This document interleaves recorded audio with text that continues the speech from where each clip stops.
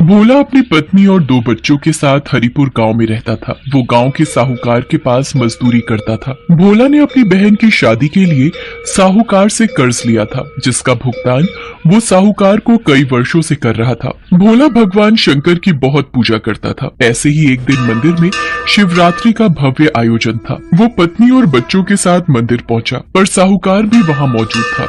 मंदिर में दर्शन करने के लिए पुण्य करने पड़ते हैं। तुझ जैसे कंगाल के पास ऐसा क्या है भगवान शंकर को देने के लिए? बता, कोई दान दक्षिणा या कोई चढ़ावा? भोला उदास मन से पत्नी और बच्चों को लेकर वापस घर की ओर चल पड़ता है। तभी कुछ खाने को दे दो, बड़े जोरों की भूख लगी है।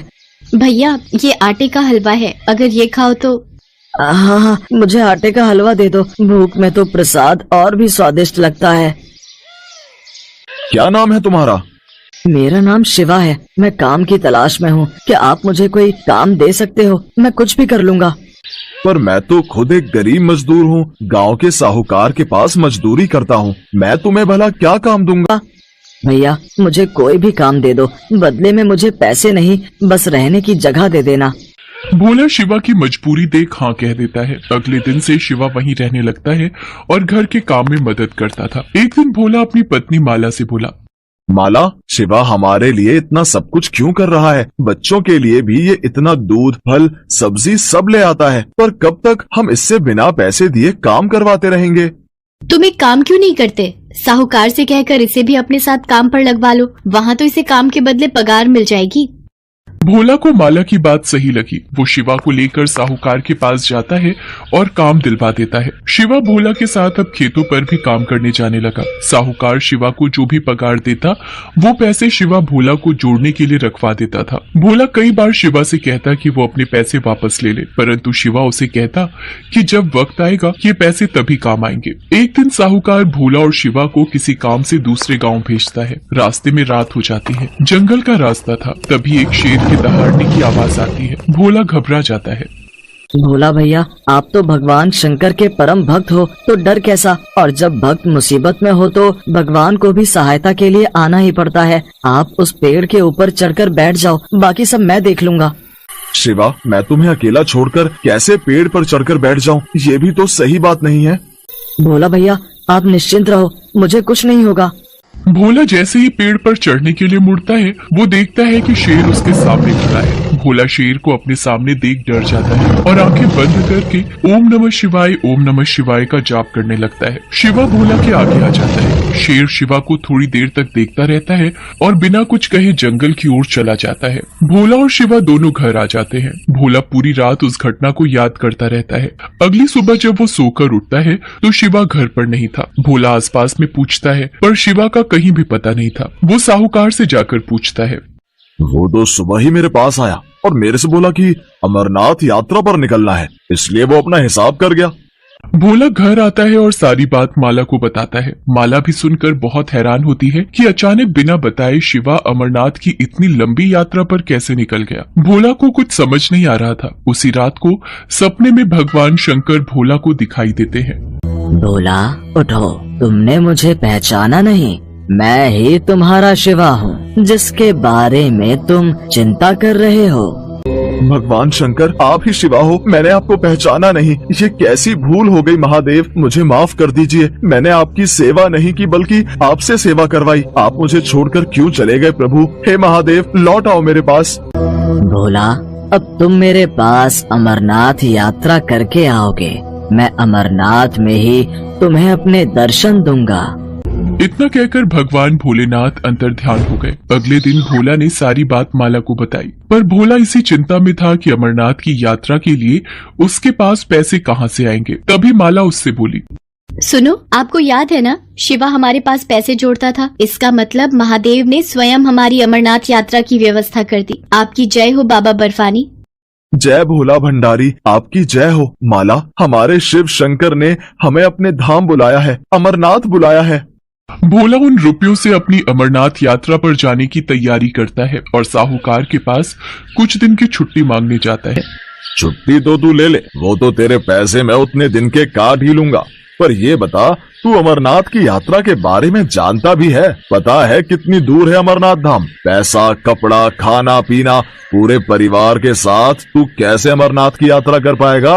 बहुत कुछ देखना पड़ता है। वहाँ पर पूरा पंजीकरण होता है। पूरी तरह से स्वस्थ मनुष्य ही अमरनाथ की यात्रा कर सकता है, नहीं तो रास्ते में ही रोक देते हैं। और तू ठहरा एक गरीब कमजोर, 2-2 दिन तो तू रोटी नहीं खाता, रास्ते में ही गिरकर बेहोश हो गया तो वापस भेज देंगे। देख, मैं भी अमरनाथ जा रहा हूँ अपने परिवार के साथ। देख लियो, मैं अमरनाथ की पूरी यात्रा करके वापस आऊंगा।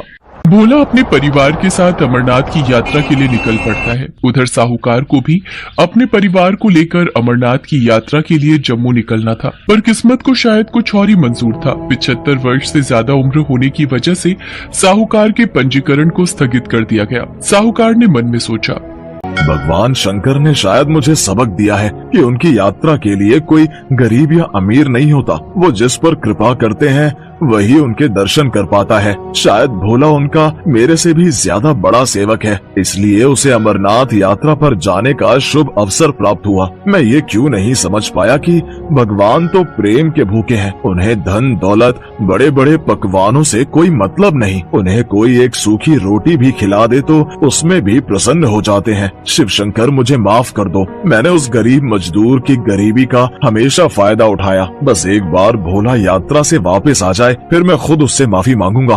भोला माला और बच्चों के साथ पहलगाम पहुंचता है। वहां से वो पैदल ही यात्रा शुरू करता है। जय बम भोले का जाप करता हुआ वो आगे बढ़ता रहता है। चलते चलते बच्चों को भूख लगती है।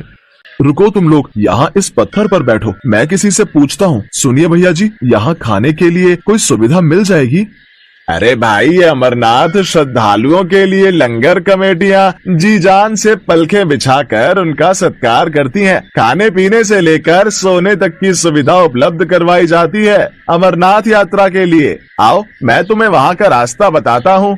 भोला ने अपनी यात्रा को भगवान भोलेनाथ के भरोसे शुरू किया था और उसे पता था कि वही उसकी ये यात्रा पूरी करवाएंगे। व्यक्ति भोला को लेकर जब लंगर कमेटी के पास पहुंचता है, भोला ने देखा अमरनाथ यात्रा में लोग जगह जगह खाने पीने और सोने की सुख सुविधाएं दे रहे हैं। अमीर भक्त इस कार्य में दान दक्षिणा देकर अपना योगदान देते हैं। सुबह के समय लंगर कमेटियां श्रद्धालुओं की भूख और प्यास को बुझाती हैं और रात होते ही लंगर स्थल धर्मशाला में तब्दील हो जाते हैं। श्रद्धालुओं को बिस्तर और सर्दी से बचने के लिए बुखारी भी मुहैया करवाई जाती है। अमरनाथ यात्रा के लिए उन्हें 5 पड़ाव पार करने थे। पहला पड़ाव पहलगाम उन्होंने पार कर लिया था।